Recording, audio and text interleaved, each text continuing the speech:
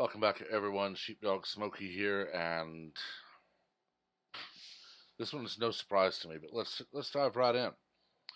Therapist may have inflamed Parkland shooter, lawyer claims.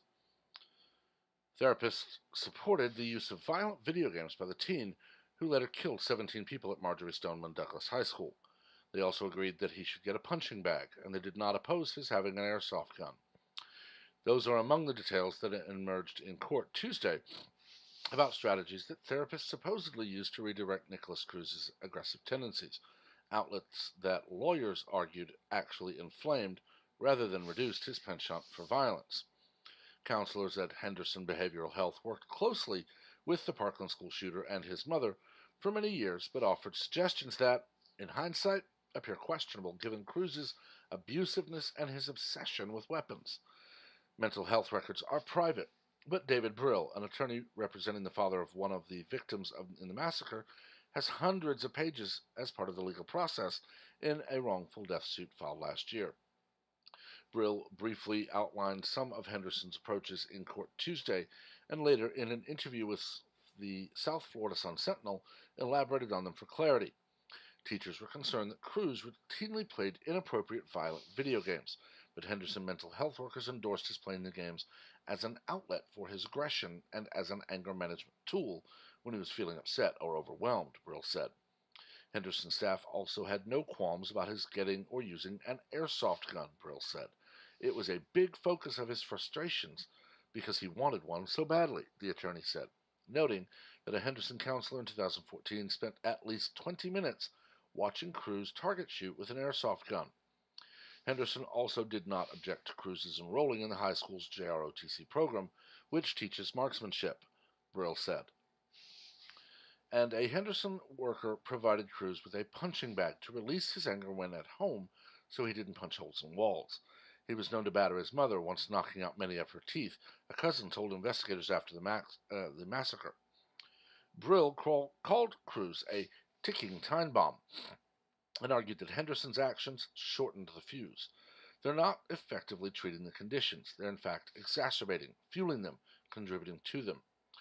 Broward Circuit Court Judge Patty Englander Henning must decide whether Henderson, Broward's largest community mental health provider, should remain a defendant in the suit filed by Andrew Pollack, the father of one of the dead children in the mass murder February 14th of 2018 at Stoneman Douglas High School in Parkland. The judge's ruling, which is expected in the upcoming days, will have wider implications. Other families of the wounded and dead are also suing Henderson. Fathers of 4 other dead children sat in the courtroom to hear arguments, which largely centered on whether a mental health provider has a legal duty to warn others of a client's potential for violence. Henderson's attorney, Joshua Walker of Orlando, cited extensive case law finding no such duty to warn others, particularly in mental health cases, because it is not an exact science and psychiatrists do not have a crystal ball. But it was the mention by Brill of the specifics of Henderson's therapeutic approaches that shocked those in the courtroom, including the grieving fathers. I was absolutely outraged today, said Ryan Petty, who lost his 14-year-old daughter, Elena, a freshman at the school. Under what treatment regimen is encouraging someone who's clearly had violent tendencies to play violent video games nonstop, to get a punching bag, to join JROTC? Under what treatment regimen is that the prescribed therapy? Seems to me they did the opposite of what they should have been doing. Petty is a member of a statewide commission set up after the massacre to investigate systemic failures, including mental health provisions. Over 9 years, Cruz regularly received hundreds of hours of therapy sessions from Henderson Behavioral Health, the commission found. The commission heard extensive testimony behind closed doors about Henderson's interactions with Cruz, but Petty said the commission never learned of the measures cited in the court Tuesday. I was shocked to learn today about the treatments that were prescribed to Cruz, and I'm concerned that they didn't come up in our closed-door sessions at the MSD Commission. I don't know why, but I intend to find out, he said. Max Schachter, whose son Alex, 14, died at Stoneman Douglas, said in an interview that the school board should distance itself from Henderson, rather than to continue to consult with the organization for children's mental health needs. Henderson did nothing to stop the murderer's thirst for guns and escalating violent behavior, he said. I have zero confidence that they are administering effective mental health treatment to all the thousands of other Broward County students in their care. In an interview after the court session, Walker said that the records show a number of Brill's allegations were not accurate, but that he could not say more. Naturally, Henderson is not allowed under judicial order to discuss Cruz's health services because of privacy laws. We disagree with a number of the allegations, including both the allegations themselves and the characterization of them, but we're still not allowed to mention them, unfortunately, Walker said. Henderson's CEO, Stephen Roenick, also declined to comment. Cruz's mother, Linda, died of an unexpected illness several months before the shooting. She raised Cruz mostly as a single mom after her husband's death and had trouble controlling Nikolas and his younger brother. Records show she called police often, describing episodes of Nikolas punching walls, destroying the house, and hitting her with a vacuum hose. She longed for a proper diagnosis for his problems. Various police, school, and mental health records describe him as having attention deficit hyperactivity disorder, depression, autism, obsessive compulsive disorder, and emotional and behavioral issues. In 2014, the school district did a functional behavioral assessment on Cruz and interviewed his mother, the Sun Sentinel learned. Linda Cruz said her son was obsessed with playing the Xbox, and she used that as a reward for good behavior. He had trouble controlling his temper and had frequent violent outbursts, screaming and destroying things daily. He could be a sore loser when playing the Xbox and would get extremely angry and curse at people. She doesn't feel that the ADD truly explains his behavior, the record states. Parent has had in-home counseling and behavior techs for the past 2 years from Henderson, but hasn't seen much change in Nicholas's behavior. Records obtained by the Sun Sentinel last year showed Linda Cruz called Henderson in 2016 again because her son was punching holes in the walls. Those case notes show a Henderson clinician offered some simplistic coping skills, such as calming down, reading magazines, watching TV, outdoor activities, and preparing for ROTC. Henderson did not recommend that Cruz be hospitalized for psychiatric evaluation because he did not appear to be an imminent threat to himself or anyone else. They prescribed family therapy, which Brill said did nothing to address Cruz's violent tendencies. Henderson workers last saw Cruz in the fall of 2016. He had turned 18 and quit participating. Cruz did not own an actual firearm when he was a client of Henderson's. He bought an AR-15 in February 2017, days after being forced to withdraw from Stoneman Douglas High. He returned to the school a year later to massacre 17 people with the gun. Staff writer Brittany Wallman contributed to the story. Now, I'm going to talk about a couple of things. First, in most cases, video games, punching bags, ROTC are not going to be anything that would be a problem for a normal person with ADD or OCD even. It's when you get this vast combination and you have someone that is obviously a violent and very easy to anger person that you want to discourage those things. I'm not myself a clinician. I'm not a therapist. I'm a history teacher, a social studies teacher to be more precise. I have taught a lot of students, both as a substitute and not.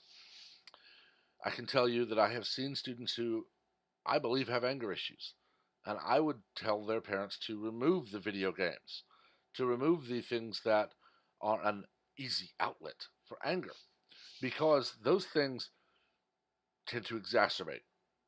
When you work out, you release endorphins and adrenaline into your system. Adrenaline is part of the fight or flight response. And when you're angry, you go into fight mode. I would have recommended swimming or possibly taking up walking, peaceful activities. If there are to be video games, ensure they're not violent. There are plenty of them that are puzzle related, challenging the brain, forcing you to slow down and think. ROTC.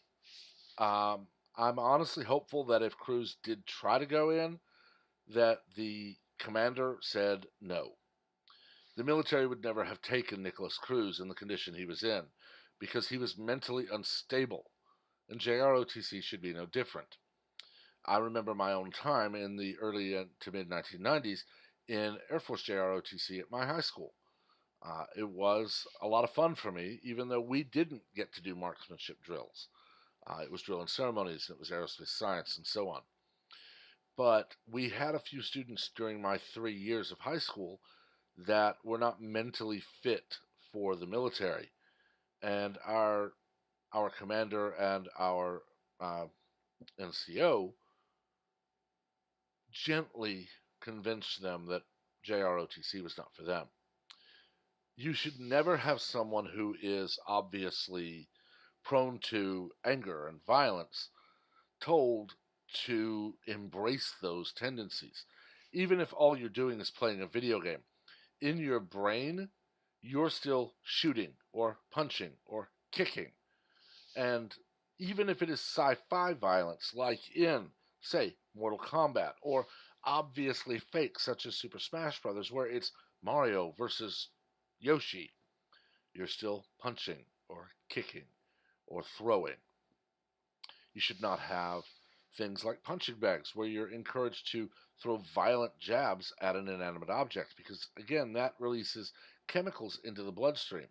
When I get angry, I don't go work out, at least not in that way. I go for a swim, or I go for a walk, or I read a book.